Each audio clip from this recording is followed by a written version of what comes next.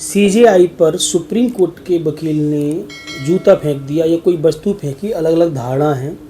लेकिन जहाँ तक इलेक्ट्रॉनिक्स मीडिया और बाकी चीज़ों से पता चलता है तो जूता फेंका है। हालांकि उनके जूता लगा नहीं, लेकिन एक सीजेआई पर जूता फेंकना कितना निंदनीय कार्य है ये लोग समझ ही नहीं पा रहे। क्योंकि एक पोजीशन होती है, एक पद होता है, वो पद की गरिमा होती है। जैसे हाल ही में देखा होगा, प्रधानमंत्री मोदी के बारे में कोई कुछ बोल देता है या कहीं के सीएम के बारे में कोई कुछ बोल देता है, कभी किसी मंत्री के बारे में बोल देता है। अगर लोगों को विरोध करना है तो विरोध का तरीका अलग हो सकता है।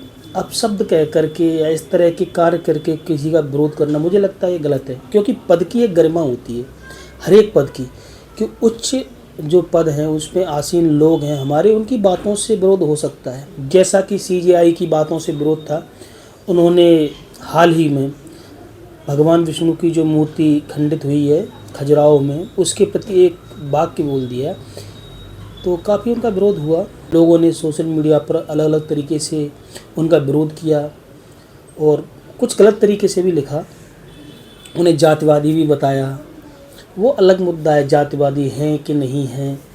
और सबसे इम्पोर्टेंट बात जो मुझे लगती है, हर बार वही बात घूम के आती है कि बाबा भीमराव अम्बेडकर साहब, हमारे भीमराव अम्बेडकर साहब ने ये संविधान लिखा है। हमारा तुम्हारा क्या होता है? भारत का जो संविधान है वो भारत के लोगों के लिए है। उसमें जो लिखा हुआ है, प्रस्तावना पढ़िए ना। भारत का संविधान भारत के लोगों के लिए, हम लोगों के लिए है, हम लोगों के लिए है। और हमारे पूर्वज रहे या हमारे नेता रहे, हमारे देश के प्रतिनिधित्व लोग रहे, उन्होंने मिलकर ये संविधान की संरचना की हम लोगों के लिए। तो ये किसी की बापौती तो हो नहीं सकती, ये पूरे भारत के लोगों के लिए है। और संविधान पूरे भारत के लोगों के लिए है तो संवैधानिक पदों पर बैठे हुए लोग हैं जो संवैधानिक प्रक्रिया के द्वारा चुने गए हैं, तो उनको भी आपको मानना पड़ेगा और उनकी पद की गरिमा बनाए रखनी चाहिए। अगर इस तरह की घटना होती है तो बिल्कुल ही निंदनीय है और उसकी जितनी निंदा की जाए, घोर निंदा की जाए, वो कम है। अब आते हैं दूसरे पक्ष पर कि उन्होंने सनातन धर्म का या सनातन संस्कृति का अपमान किया। उन्होंने ऐसा बोल दिया कि भगवान विष्णु की मूर्ति है, वो खुद उनसे बोलिए, वो डायरेक्ट खुद ही स्वयं अपनी मूर्ति सही कर लें या उन्हीं से आप निवेदन करिए। तो इस तरह के जैसे कथन बोलना सीजेआई को नहीं बोलना चाहिए था। जैसे पूर्व सीजेआई काटजू साहब ने कहा है कि यदि आप संवैधानिक पद पर बैठे हो तो कानूनी भाषा में ही बात करें, इधर उधर की बातें ना करें। सीजेआई गवई साहब से मजाकिया तौर पे चाहे उन्होंने बोला हो, लेकिन धार्मिक बातों को बोलने में थोड़ा सा ना समझना चाहिए।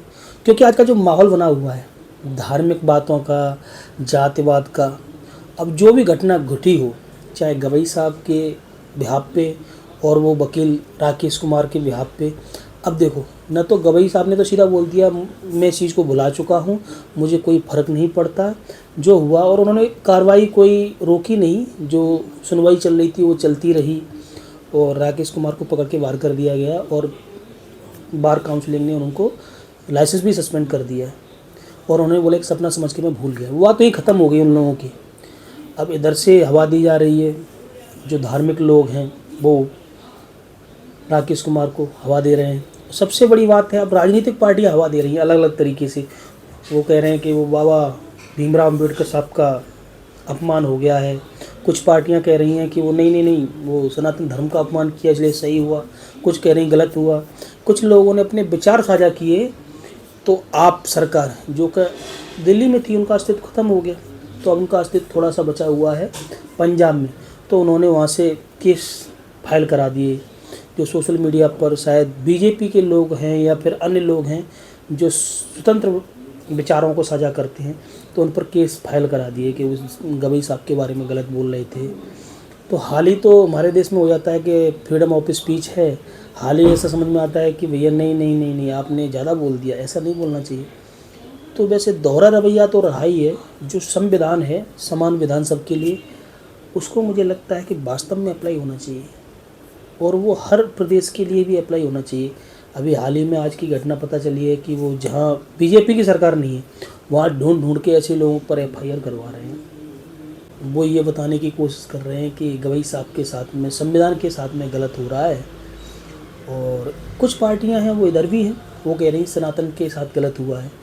अब अपने अपने मुद्दों के लेकर के राजनीतिक पार्टियां अब उसको हवा देती रहेंगी, कहीं न कहीं चुनाव तो होते ही रहते हैं। जैसे कि बिहार में चुनाव है हाल ही में, तो उसका फ़ायदा लेना पड़ेगा और फ़ायदा मिलेगा भी। लेकिन वास्तव में जो एफआईआर होगी लोगों पे, सामान्य व्यक्तियों पे नुकसान उनका होगा, उनका परिवार दुख दर्द सहेगा। हमेशा ही होता है। राजनीतिक पार्टियां उन व्यक्तियों को फंसा देती हैं जो सामान्य लोग होते हैं, उनके सपोर्टर होते हैं, उनकी हेल्प करने वाले होते हैं, उनके पक्ष में बात करने वाले होते हैं। मैं बिल्कुल ही स्वतंत्र रूप से किसी भी पार्टी का न विरोधी हूँ और न ही किसी पार्टी का समर्थन करता हूँ। मैं खुले विचारों का समर्थन करता हूँ और लोगों से बोलता हूँ अपने विचार रखिए, लेकिन अपनी संयमित भाषा के साथ में। ऐसा कुछ कार्य नहीं करना चाहिए, ऐसी कोई शब्द नहीं बोलना चाहिए जिससे कि आप पर भी कहीं एफआईआर हो जाए। तो दोस्तों, आप भी अपने विचार रखिए। और मैं अपना चैनल दोबारा से, बहुत पुराना चैनल था, उसको मैंने किसी कारणवश बंद कर दिया था। नए नाम से पॉइंट टू पॉइंट के साथ में अपने चैनल को दोबारा से मैंने स्टार्ट किया है। आप लोग अपने विचारों को साझा कर सकते हैं और फेस टू फेस पॉडकास्ट भी कर सकते हैं। उसके लिए कोई ऐसी आवश्यकता नहीं है कि आपका बैकग्राउंड क्या है और आप बड़े आदमी हैं, सेलिब्रिटी हैं, कुछ नहीं। एक सामान्य व्यक्ति भी अगर चाहे, मेरे से बात करना चाहे, तो बैठ करके हमसे अपने विचारों का, अपना ओपिनियन, सोशल इशू कुछ भी साझा कर सकता है, उस पर चर्चा कर सकते हैं। तो प्लीज़ आप लोग अपने विचार और कमेंट इस पर करिए, और जिसको भी बात करनी है तो मैं उनसे कांटेक्ट करूँगा।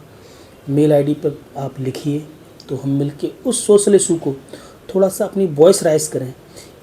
जब अपनी बात उठाओगे, आप अपने अंदर घुटते रहोगे, दोस्तों से बोल के बल्कि वहीं के वहीं दबा दोगे, तो बात ऊपर तक कैसे पहुँचेगी। मैं चाहता हूँ आपकी कोई अगर बात है तो वो लोगों तक पहुँचे।